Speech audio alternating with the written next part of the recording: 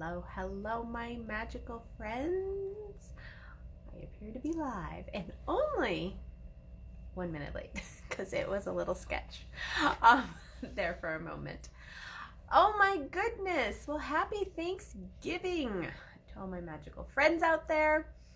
I hope you're all having fun. Love talking about fun. Doing whatever you choose to do for Thanksgiving, because it is definitely a different year and a different holiday. So happy Turkey Day. And for those of you who do not know who I am, I'm Dr. Andy, facilitator all things animals, and well, part of our animals are people stuff too. So we talk about all kinds of things every Tuesday here for our TLCs, our Tuesday live chats. So we're having a chat. So I want to start with what's up in your world. Is there anything you'd like to take a look at? You'd like to have a chat about? Pop it in the comments below. Otherwise, oh yeah, I have a plan. I always have a plan. And we can jump into that too if that's what we would like to do, if nothing's up in your world. I've been having a very, well, not personally, but client-wise, a lot of stuff coming up around anal glands, which are interesting. And I thought I'd bring it up and we bring it out into the universe and see what awareness shows up with that. Because I'm a little like, wow, what is this? And I do want to, this will kind of segue into what we are going to chat about today. It's not an anal gland problem. What if it's just information that your dog's body is giving you about something else? Okay. And what we like to do, because we all like to do it, is what's wrong with the anal gland? What if there's nothing actually wrong? What if it's just information? And I say this a lot, and everyone just kind of nods with me, right? Sure, Dr. Andy, No, I have an anal gland. It's impacted. It's filled up. It needs to be this. It needs to be expressed over here. It needs to be handled. I'm like, okay. Or what if, and this kind of is our segue, what if you're willing to see it differently? Okay, doesn't mean you don't handle the impacted anal gland. It doesn't mean you don't handle what's going on for your animal. But what if you now have choice on how you want to handle it? Does it need to be handled as an emergency? Can you give it time? Can you actually allow the body to handle it? What if you asked more questions like, okay, thank you. Now what? I hate using the word, but what is causing this? What have we done differently? What has shifted in diet? What has, whatever your questions are. And I was actually, I know it's like 2 days before Thanksgiving. I was actually hoping Neely would join us because I bet she has some tips and tricks for anal glands.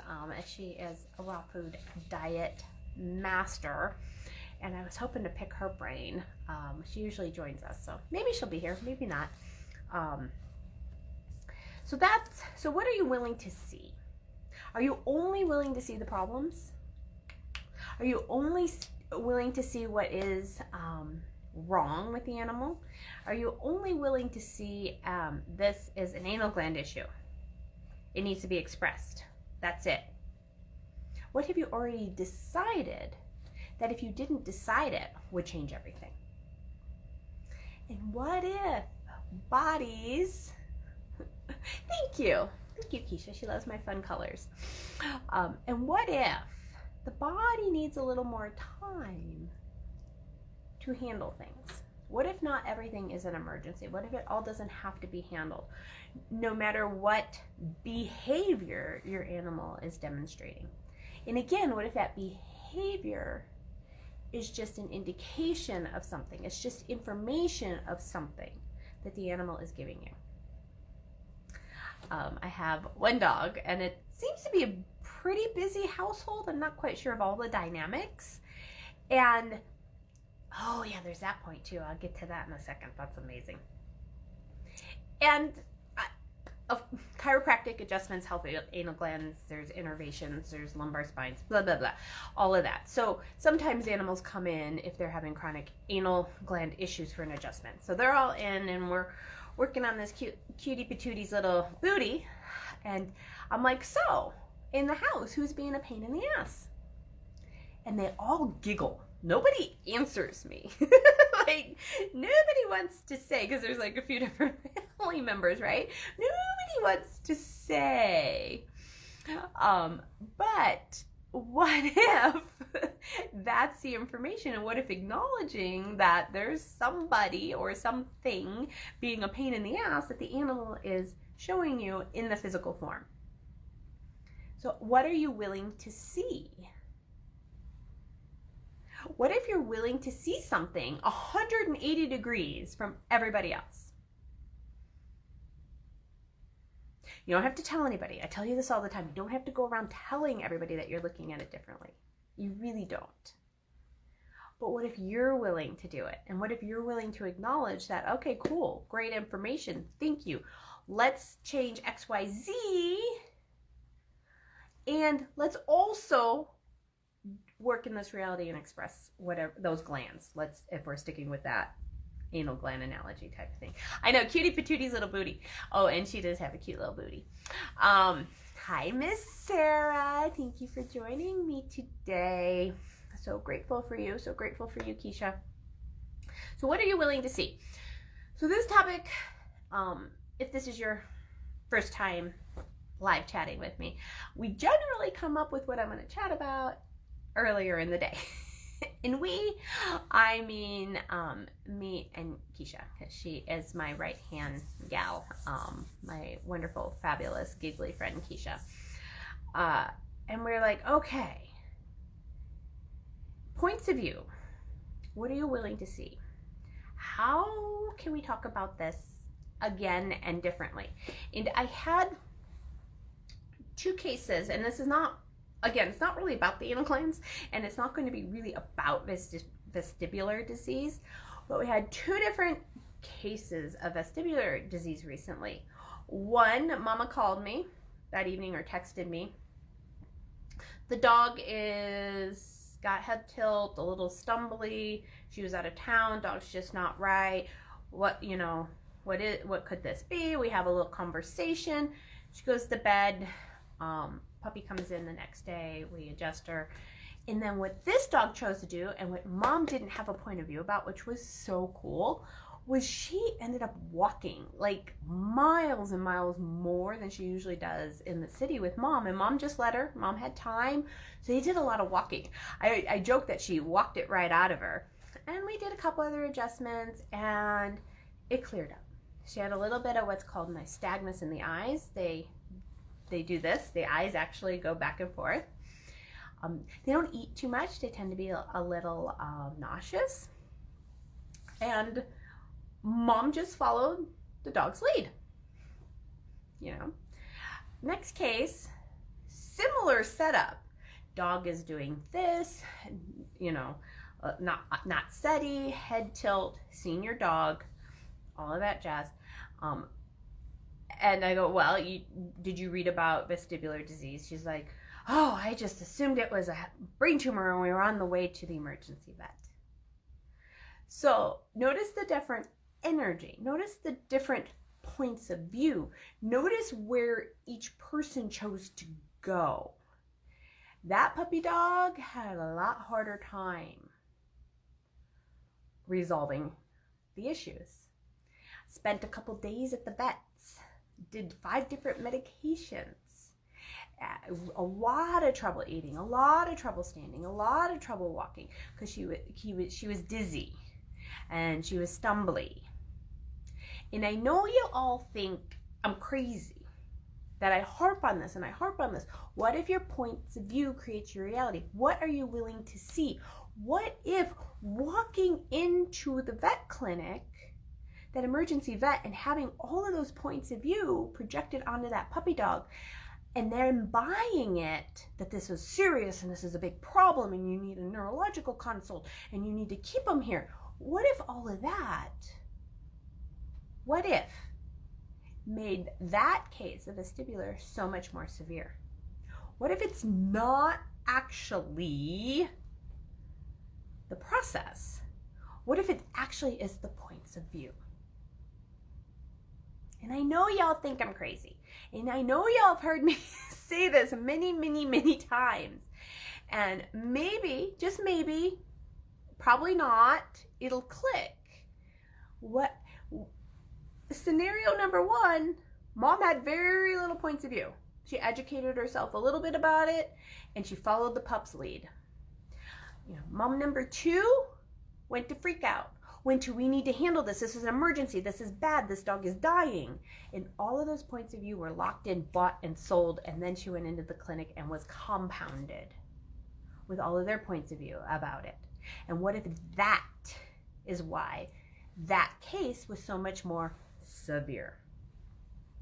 And this is something I'm asking you to look at for yourself.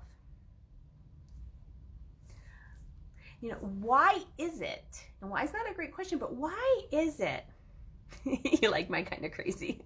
Aw, thanks, Keisha. I'm going to just sit here and be crazy, even if I'm by myself. But why is it some people, let's go to people for a second, two people, one diagnosed with this, both of them diagnosed with the same, let's say, breast cancer. One sails through everything, changes diet, does some exercise, sees an acupuncturist, just sails through it. And one has such a horrific time and it ends up killing him. What if it's more the point of view than actually what is wrong, what is deemed the cancer, all of that? What if it has more to do with the points of view we have and that we project onto animals, onto diagnosis, onto what's wrong, terrible, horrible? What if? Just what if? Right? I tell this story too. I got another story. We could even say, yes, two people with COVID, right? There's this X factor with COVID. Like why is it so bizarre? Why can two 50-year-old people get COVID and one is got a cold and takes their 2 weeks and not a big deal, not pleasant, not a big deal, and one dies? Where in their worlds has that one person decided they were ready to die? We can get that dramatic. But what if there are those points of view that are hidden, that are unconscious, that you are unaware of, that if you became aware of them, you could acknowledge them and then change them? Because if you're unaware of something, you cannot change it. One of my other favorite stories, one more, and then I'll let you go and you can start your long holiday weekend thing. It is so fascinating. And we talked about this morning, right, Keisha? Like, I talk about it, and I feel I do most of the time. No offense to my magical friends that are here today and that do show up a lot. It's like talking into the wind a lot. Like, that cannot be true because nobody or very few people are talking about it in that way. That your points of view create your reality. Where you let your mind take you, that's where you will end up.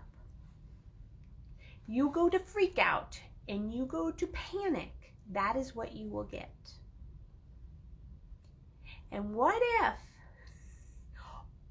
all you ever had to do with your mind was, okay, cool, got it, and I'm going to do something in 2 minutes, but I'm just going to sit here. I'm going to take a breath and then I'm going to look at it again. Okay, I am freaking out here. I'm acknowledging this, but I'm going to give it 1 hour before I choose something. What if we just stopped, expanded out, and took some breaths with whatever your mind is trying to get you to freak out and respond to immediately?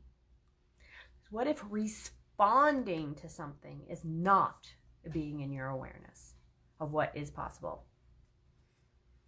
Not to say I can't have my 5 minutes of freak out. Yes. But acknowledge that I am freaking out right now, and I'm going to do this for, indulge in it. Heck, indulge in the freak out for 5 minutes. Absolutely. And then, what am I actually aware of here? What am I actually aware of if I'm actually aware of it, could change all of this? Or would allow me to choose something different? Or allow me to choose something I've never chosen before? And then you have to stand in your knowing. Oh. And that takes some balls, even for those girls who don't have any. To stand in your knowing is something that I don't think is ever talked about or encouraged in this reality. So she said, totally yes, it seems to help me get a new perspective faster. Indulging in the freak out helps you get a new perspective faster, which is so possible. Like, yeah, like bad hair days. I remember when my bad hair days would last a very long time, more than a day. Now I'm going to have a bad hair day, or I'm going to have a bad hair day hour, or I'm going to have a bad hair day half day. I am going to indulge in this. And then what else is possible? Because that, my point of view, that is being conscious. That is being aware of what is going to work for you right now. That is standing in your knowing. I know I need a half day in my ugly, baggy, green sweatpants to be upset, to be freaked out, to be sad, to be whatever. And then, what else is possible? What else can I choose? What else could turn up or be more than I've ever imagined it could be? Yeah. Amber says, seriously, my day changed for the better after that 5 minutes. You indulged in that 5 minutes. And when you try to resist and react, and we know we talk about resistance and reaction, right? When you resist and react, how much longer does it carry on? And how many more people do you involve? And how many more things do you decide you need to freak out about because you're already freaking out about that? Seems to be like a snowball effect. So really quick, I want to reel it back in to points of view and what are you willing to see. So I had another client. They were going into one of our bigger clinics here in the Denver area, seeing a dermatologist and getting shots for their skin issues. And she would go in, and every time, you know, we really need to do this, and you're really not doing enough for this, and this is really not working, and really we don't, you know, what else is wrong with your dog? And this office is inside of a very big building with a lot of other specialties, a lot of other points of view, a lot of other problems are going in there. There's also an ER there. There's a lot going on.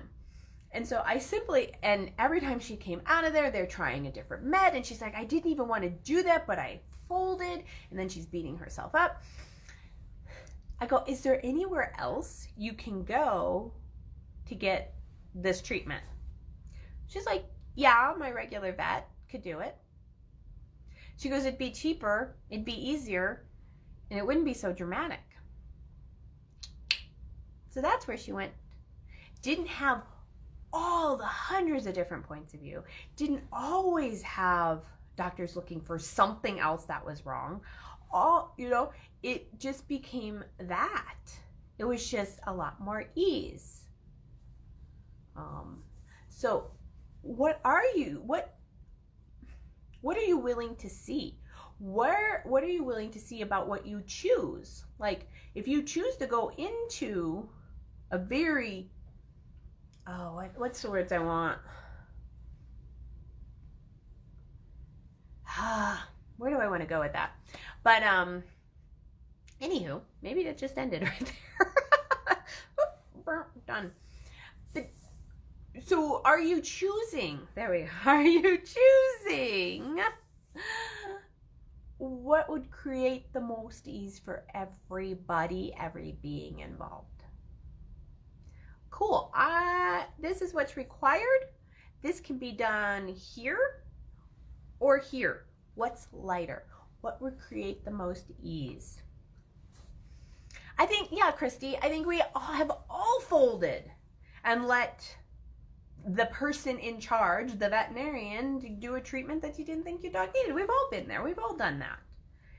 And what if that is what all those points of view kind of pound on you and you lose yourself in those points of view? And we have been brainwashed to, or not really empowered to choose for yourself, but we were always told we should just defer all of our power to those in charge, right? You know, the doctors know better, the veterinarians know better, the dog trainers know better. And what if I'm here to chat with you every Tuesday to go, you know what you know about you and your animal?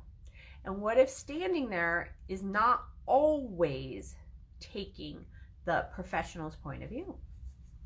I mean, yeah, Keisha's totally done that. Oh, I've done that. Oh my goodness, less and less. And I still sometimes, well, I knew better than that. Damn.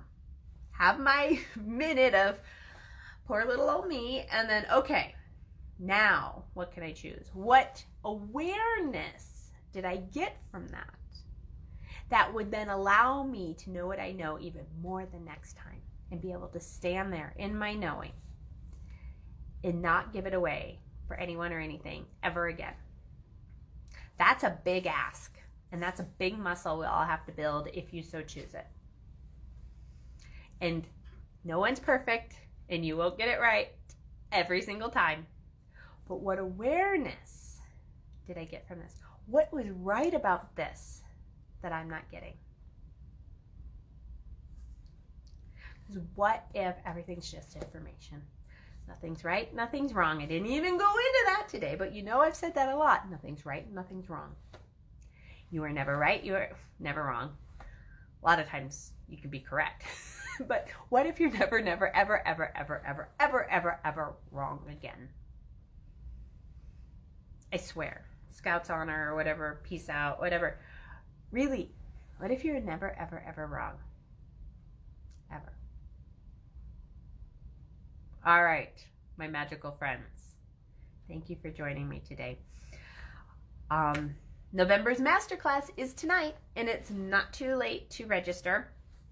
I think it's drandysworld.com/magic. You do need to register, but it is free. It's going off at 7 p.m. Mountain Standard Time. So what is that? 2.5 hours. So register, get your butt on there live. We do send out the recording or the possibility of the recording, but it's for a limited time, so you don't get it indefinitely. And tonight is, because I like to give myself a beating, fun and money this holiday season. What if you are willing to have fun and money this holiday season? So we're going to look at money. We're going to do some clearings of your points of view about money. And what if, just happenstance, we happen to have some fun. Yay, Amber's going to be there. Having money and fun, you can do it. It is an actual reality if you so choose it. So that is tonight. That's November's masterclass. I do want to wish you again a happy Thanksgiving. And then Friday, we did do a pre-record of Dr. Andy's World's Positive podcast on Inspired Choices Network. And then you can catch it 5 p.m. Eastern, 3 p.m. Mountain Standard Time on the station or on any of your platforms. But I will not be there live. But I did have most amazing, yes, Sarah's going to be there, most amazing conversation with Julie Tooten. She's also a certified facilitator with Access, and she wrote this book that just sounds amazing. And I admit on the show, I didn't read it, but I so want to get it. I should get it. Should. Called Guided Transformation. So what if Nothing ends. It just transforms. The book is more about relationships, but you can apply, and she goes through all 6 steps. You can apply it to any situation of change to create more ease and more space for you. And if there's more space and more ease for you, there's more space and ease for everyone involved. And she does talk about the expansion exercise, and that it was a really wonderful show. It is a really wonderful show. It's not over yet, but that is November 27th. So when you're laying around in those baggy green sweatpants because you ate too much the day before, check that out. I so invite you. All right. Anything else? Anybody has anything come up in anybody's? There it is. Love you, Keisha. drandysworld.com/magic. Come join us. Bring your questions. That masterclass, because we're Zooming. We can see each other. How interactive can we be, and how many questions can we ask, and how much can we change to create more for ourselves and everyone on the planet and the planet? Let's do this thing. All right, my magical friends. Thank you, thank you, thank you. I will be back next Tuesday for a TLC, the Tuesday live chat on this Facebook page, Dr. Andi Harper, 4 p.m. Mountain Standard Time. All right. Hugs, kisses, so much gratitude for y'all out there, and thank you for joining me once again. Bye-bye.